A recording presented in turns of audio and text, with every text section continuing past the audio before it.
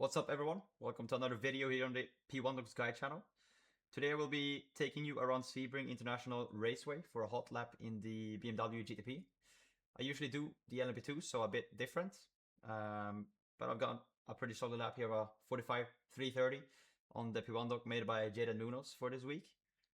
So yeah, without further ado, let's get right into it. So here we are then, coming into turn 1 at SEBRING. As you can see, a very difficult view. We have abroad us here.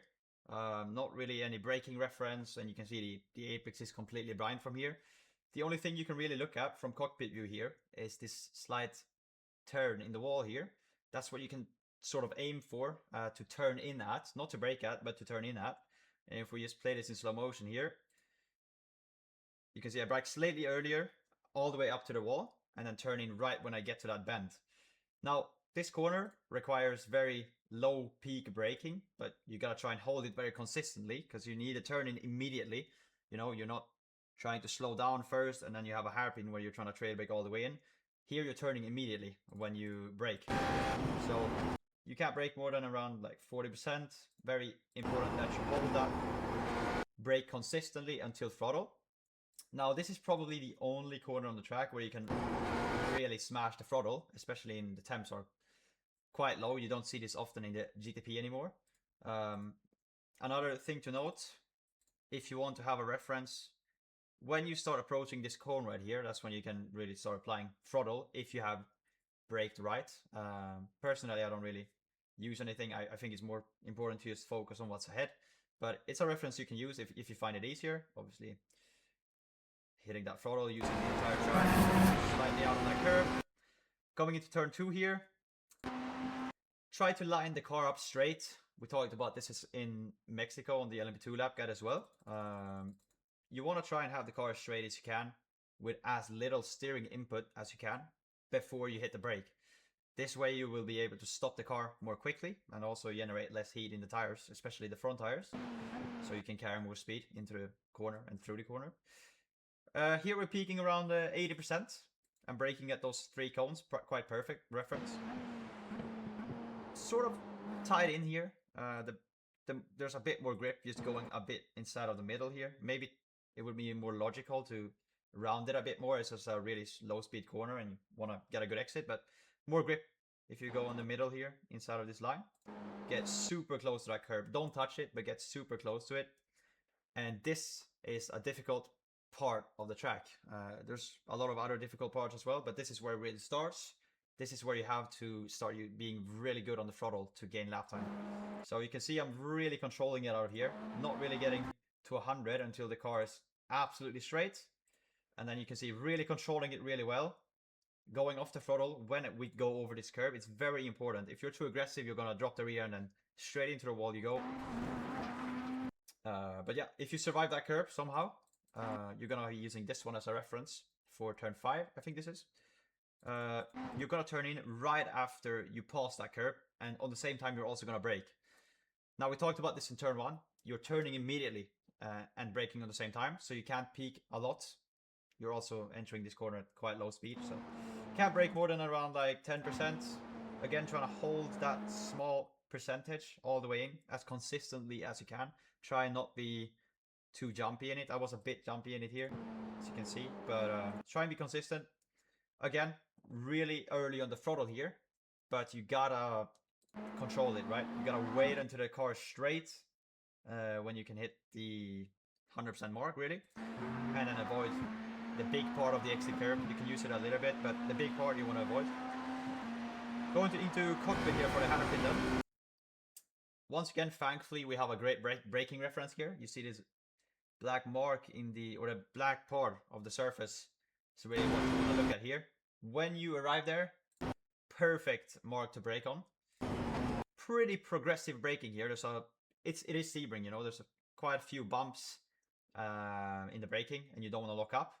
But you can see I'm really using a lot of brake here to slow it down, and it really works in this corner, just because it's so low speed, and you don't really lose anything in overheating the fronts here. You'll just gain traction on the exit. So you can really be aggressive on the brake here. Tires might overheat a bit on entry, but it's fine. It's such a low speed corner. as you can see also, a bit of a trick here with the gears. Down into first, and then short shifting up to second.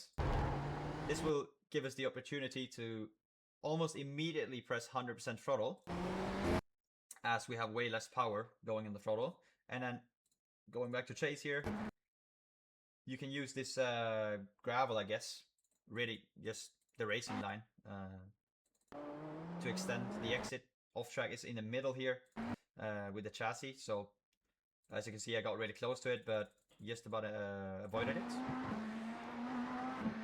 Flat out on the straight, coming into a really difficult corner. This is probably the most difficult corner on the track. Progressive braking here, again almost 100% for a very brief moment, and it is just doable in a lot of corners on this track. Now the track temp is quite low, so that obviously helps with those tires, but it is also because of another reason. When you do this, the front tires especially overheat a lot, so you will lose a lot of front grip, but on the same time you are slowing the car down a bit quicker, so you can brake later, and as you get more understeer, that obviously becomes traction on the exit. So it doesn't matter as much as on other tracks to avoid that 100% peak, really. And here, obviously, brake all the way in, really late on the throttle, but also a very late apex. If we go to the cockpit view here, turning in very late and really aiming for the exit.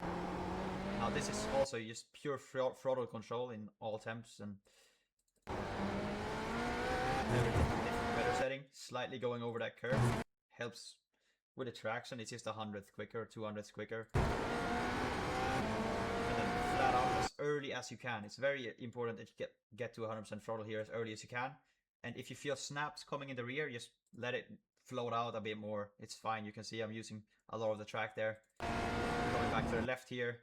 Now as you can see, we are turning a bit here on the entry again, and we're going to keep turning when we're applying the brake. So the steering wheel is not really straight enough to be able to go up more on the peak pressure here. So I'm really going progressively on the throttle, peaking at around 70%, down in second gear, and then super early on the throttle. This is the type of corner where if you go a bit tighter than you think, you'll get a bit more grip, because it's a bit like angled or whatever. But on the same time, if you hit that curb, you're screwed. So going a little bit tighter than you think, early on the throttle, and try avoid using more than this of this curb. You can use like half of it. If you go up more out here, the vibrations of the F3E curb is going to slow you down a lot during acceleration. We're talking like 500-600, so it's quite a lot. Le Mans chicanes then. We got these 3 cones here, or the end of the curb as a reference. It depends a lot on how good your tires are, how the track temp is. On the quali lap, you can probably brake at those 3 cones, but on race fuel and in those temps, you probably want to go closer to the end of this curve or have that as a reference. Again, quite progressive on the braking here, not really reaching 100%. Very important in this corner that you don't overheat the fronts. We talked about this in the hairpins and stuff, it's fine. But here, these are way more high speed. You're in third gear, you need that front end to grip up. So if you're too hard on the brakes, you're gonna lose that front grip. And you can't carry as much minimum speed. Slightly using that curve and then early on the throttle. Absolutely, or actually not absolutely smashing it, but going up on this curve. Now this is a very tricky corner because the Porsche, for example, can go the right wheels inside and really smack this curb. But the BMW can't, it bottoms, no matter what you do with the setup. So you can use it slightly for rotation. We've seen this a lot in the LMP2 where we use the wheels to really rotate the car, but not more because it bottoms and that generates understeer. Getting around the curb really well then there. Obviously that overheats the fronts a lot going up on a 3D curb while being on the throttle. So this one is a really tricky entry here. Braking very little and early is the key to get a good exit here. And that's what you want to aim for, obviously, as there's a long straight after.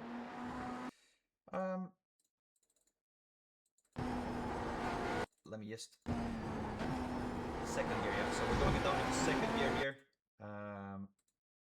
Was a bit doubtful because if the track is really good, you can keep it in third. But for me personally, second was always the better here. It's more consistent, maybe slightly worse on a hot lap if you get third gear together, because obviously you get hella traction doing that, but less entry oversteer. And then using the exit curve this much basically. Not bottoming over it that much.